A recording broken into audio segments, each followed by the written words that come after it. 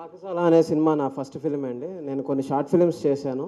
ఇది నా first film, డైరెక్ట్గా డైరెక్ట్ చేస్తున్నాను. నాకు ఈ అవకాశం ఇచ్చిన ప్రొడ్యూసర్ రాజ్ కిరణ్ గారికి థ్యాంక్స్ చెప్పుకుంటున్నాను. అయితే ఈ సినిమా పనిచేసిన టెక్నీషియన్స్ అందరం కొత్త వాళ్ళం అండి.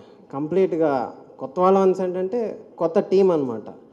అయితే కష్టపడి పనిచేసాం. లాస్ట్ ఇయర్ కరెక్ట్గా ఇదే టైంకి షూటింగ్ స్టార్ట్ చేసాం కూడా. 1 year అయిపోయింది. సినిమా షూటింగ్ అయిపోయి పోస్ట్ ప్రొడక్షన్ అయిపోయి 6 నెలలు అవుతుందండి ఇప్పటికి. మేము ఫస్ట్ టైం సెన్సార్కి వెళ్ళాం May 3rd. ఈసీ కమిటీ అప్పుడు ఆర్ఓ గారు శ్రీనివాసరావు గారు అండి. శ్రీనివాసరావు గారు సినిమా చూశారు కొంతమంది సభ్యులతో కలిసి. అందులో ఆ సభ్యులకు సినిమా గురించి తెలియదు అనుకోవడానికి కూడా లేదు. ఒకరిద్దరు అందులో ప్రొడ్యూస్ కూడా చేశారు. అయితే సినిమా చూసి వాళ్ళు సింపుల్గా ఒక మాట చెప్పారండి, ఈ సినిమా స్క్రీనింగ్కి పనికి రాదు అన్నారు. ఆ బాధ చాలా ఘోరంగా ఉంటుంది అది. అయితే వాళ్ళు మళ్ళీ సలహా కూడా ఇచ్చారు, మేము కాదన్నా ఆగిపోదండి, ఇక్కడ ఆర్సీకి వెళ్ళండి, ఆర్సీకి వెళ్తే అయిపోతుంది, అక్కడ ఇంకా కొంతమంది పెద్దవాళ్ళు ఉంటారు, ఈసారి 9 మంది సినిమా చూస్తారు. సరే మేము మళ్ళీ డబ్బులు పే చేసాం, మళ్ళీ అన్ని ప్రాసెస్ మళ్ళీ ఒక నెల రోజులు ప్రాసెస్ అయిపోయింది. మేము ఆర్సీకి అప్లై చేసాం. ఆర్సీ మెంబర్స్ 9 మంది వచ్చి సినిమా చూశారు. సినిమా చూసి వాళ్ళు కూడా ఒక మాట చెప్పారు, ఫస్ట్ వెళ్ళంగానే సినిమా అంతా అయిపోతుంది. అక్కడ అసలు సెన్సార్లో ప్రాసెస్ ఏంట్రా అంటే, సినిమా చూసిన తర్వాత ఒక డిస్కషన్ రూమ్ ఉంటుందండి. ఆ డిస్కషన్ రూమ్లో దర్శకుల్ని, నిర్మాతల్ని, రైటర్ని పిలిచి అసలు ఎందుకు ఇలా చేశారు అని అడగాలి. అయితే ఓకే సినిమాలో అభ్యంతరంగా ఉంటే కట్ చేస్తే అక్కడ ఏం లేవన్నమాట, ఆ ప్రాసెస్ లేదు. మేము లోపలికి పిలిచారు, డిస్కషన్ రూమ్కి వెళ్ళాం. ఆర్సీ అందులో కొంతమంది కూడా సినిమా ప్రొడ్యూస్ చేసిన వాళ్ళు ఉన్నారు, సినిమా డైరెక్ట్ చేసిన వాళ్ళు ఉన్నారు, మెంబర్స్గా పనిచేస్తున్నారు ఇప్పుడు అక్కడ. వాళ్ళకి సినిమా గురించి తెలియకపోవడానికి ఏం లేదు. అయితే వాళ్ళు సినిమా చూశారు, మమ్మల్ని లోపల పిలిచారు, కూర్చున్నప్పుడు ఫస్ట్ వేసిన వాళ్ళ డైలాగ్ ఏంటంటే, మేము అందరూ సినిమా చూసామండి, ఒక నిర్ణయానికి వచ్చాం, మేము ఈ సినిమాని తిరస్కరిస్తున్నాం అని చెప్పారు. అడగలేదు అసలు. ఇక్కడికి ట్రిబ్యునల్కి ఢిల్లీలో ఉన్న దానికి ఇక్కడికి ఉన్న తేడా, ఢిల్లీలో ఒక హైకోర్టు రిటైర్డ్ జడ్జి చూశారండి సినిమా, ఒక సుప్రీంకోర్టు లాయర్ చూశారు, ఒక డాక్టర్ చూశారు, ఒక సైకాలజిస్ట్ సినిమా చూశారు. వాళ్ళందరూ సినిమా చూసి మమ్మల్ని లోపలికి పిలిచి ఫస్ట్ క్వశ్చన్, ఈ కథని ఇలాగే ఎందుకు చెప్పారు అని అడిగారండి. అంత తేడా ఉంది మన సెన్సార్కి అక్కడ సెన్సార్కి. ఏంట్రా అంటే నేను చెప్పేది, దయచేసి సెన్సార్ వాళ్ళు గమనించాల్సింది ఏంటంటే, సినిమా చేయడం అనేది అంత ఈజీ కాదు. మాకు అక్కడ సపోర్ట్ చేసిన వ్యక్తి ఎవర్రా అంటే, అంత బ్రాడ్ మైండెడ్గా ఆలోచించి సపోర్ట్ చేసిన వ్యక్తి ఇప్పటి ఆర్ఓ టీవీకే రెడ్డి గారండి. టీవీకే రెడ్డి గారికి ఈ సందర్భంగా నేను చాలా థ్యాంక్స్ చెప్తున్నాను.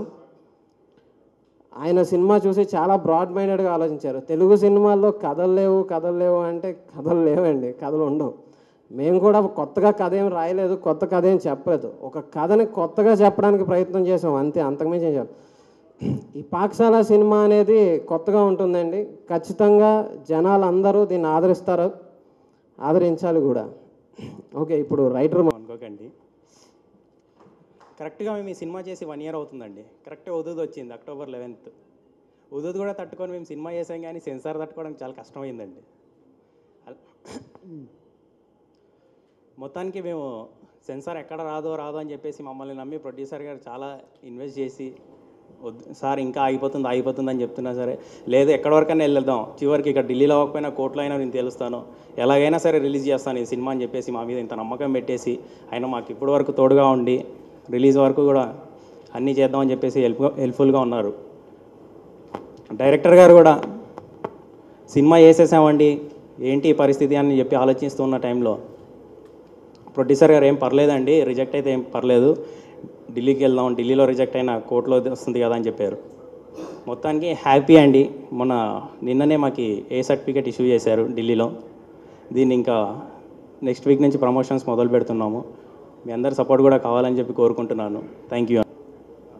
పాకశాల ఏంటి అంటే ఒక కిచెన్కి సంబంధించిందండి. అలా అని చెప్పేసి ఇప్పుడు రెగ్యులర్గా వస్తున్న హర్రర్ టైపు అలాంటి కాదు, ఒక డిఫరెంట్గా ట్రై చేసాం. ఒక కొత్త థీమ్తో, ఒక కొత్త ఆర్టిస్టులతో, ప్రతి ఒక్క టెక్నీషియన్తో సహా, కెమెరామ్యాన్తో, ఫోటో స్టిల్గ్రాఫర్తో, అందరితో.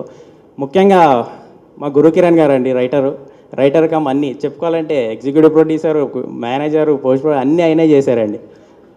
మేము సినిమా తీసే టైంలో అక్కడ చాలా కష్టాలు పడ్డాం. ఆ టైంలో గురుకిరణ్ గారు అక్కడే ఉండి అందరికీ చేశారు. ప్రొడ్యూసర్ గారు ఈ స్టోరీని మొత్తంగా ఈ స్టోరీని నమ్మి పెడుతున్నానండి, సెన్సార్లో ఏమైనా సరే నేను చూసుకుంటా అని అన్నారు. మొత్తానికి ఆయన కష్టానికి ఫలితం దక్కిందండి నిన్నటితో మాకు. థ్యాంక్ యూ అండి. ఎగ్జాక్ట్లీ ఈ టైంకి మేము అక్కడ వైజాగ్లో షూటింగ్లో ఉన్నామండి. నన్ను నమ్మి నాతో ఒక చిన్న ఫిలిం ఛాన్స్ ఇచ్చిన ఫన్నీ గారికి చాలా థ్యాంక్స్ అండి. అలాగే గురు కిరణ్ గారికి, రాజ్ కిరణ్ గారికి, ప్రతి ఒక్కరికి పేరు పేరున ఈ సినిమాతో నాతో పనిచేసిన ప్రతి ఒక్కరికి చాలా థ్యాంక్స్.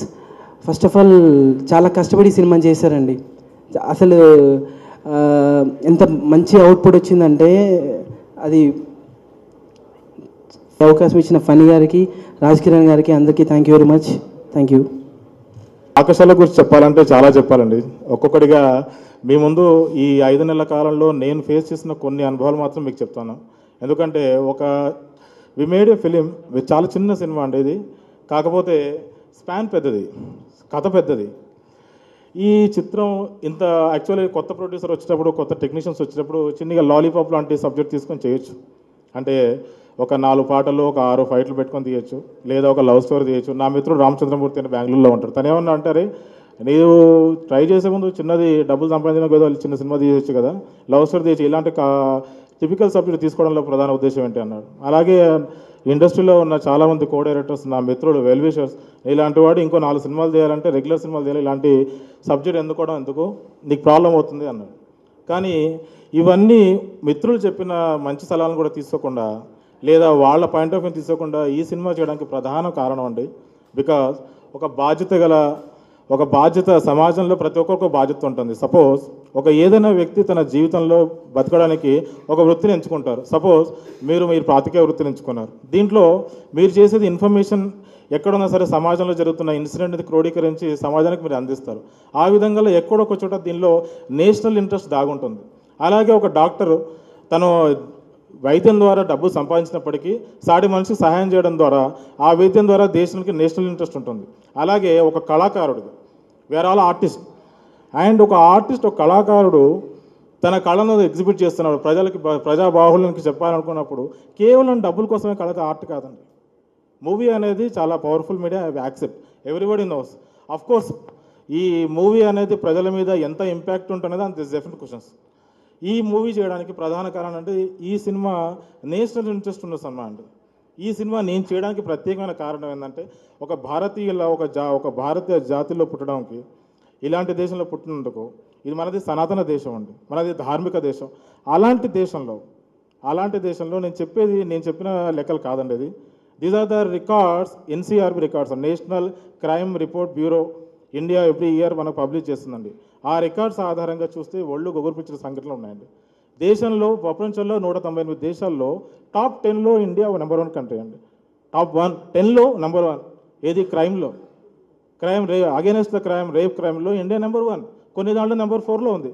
ఒక కళాకారుడిగా మన దేశం అంత నీచ స్థాయిలో ఉండడానికి చూడడానికి నా మనసు ఒప్పుకోలేదండి. Just I want to at least ఒక కళాకారుడిగా స్పందించాలి ఆ సమస్య పట్ల. దానిలో నాకు ఉన్న మాధ్యమం సినిమా, నాకు తెలిసిన సబ్జెక్ట్ కాబట్టి ఇంత సీరియస్ ఇష్యూని we are taking a decision and we portrayed. అంత సీరియస్ ఇష్యూని కూడా చాలా జాగ్రత్తగా, ఇంకా గట్టిగా చెప్పాలంటే ఒళ్ళు దగ్గర పెట్టుకుని ఎలాంటి హింసాత్మక దృశ్యాలు కనిపించకుండా చాలా జాగ్రత్తగా అందరూ చూసేటట్టుగా సినిమాని ప్రొజెక్ట్ చేయడం జరిగిందండి. It's very clean movie.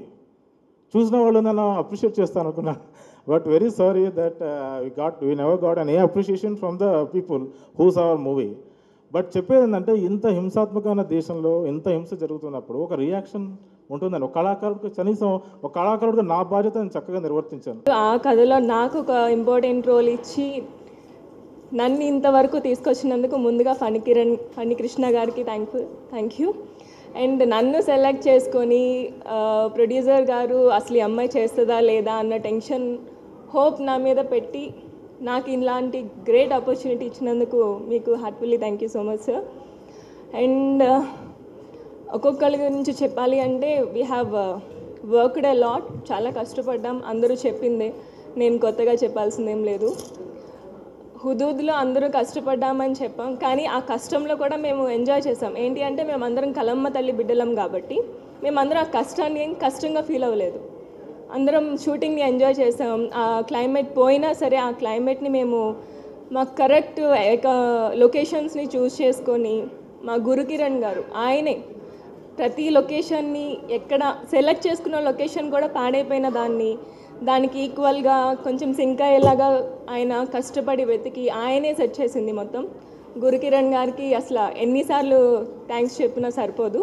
And మా కో stars they have helped me a lot, బాగా సపోర్ట్ చేశారు. కొత్త వాళ్ళని, నేను కొత్తదాన్ని అయినా సరే they have supported me a lot. And మా డిఓపి గారి గురించి చెప్పాలి అంటే ఆయన ఉన్నది ఎంతైనా వర్క్ చాలా బాగా చేశారు. అంత హైట్స్లో కూడా వెళ్ళి మేము ఎంత బాగున్నాము అంటే సీన్ ఎంత బాగా వస్తుంది, ఎంత కష్టమైనా పర్వాలేదు చేద్దాము అని అంత సీరియస్గా తీసుకొని చేశారు. Thank you so much sir.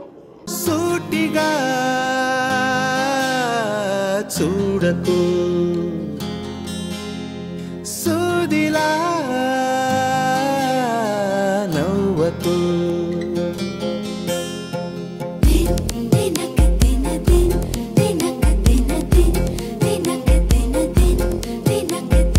ఎదురుగా నిలబడుతూ ఎదనే తినకు, నడుముని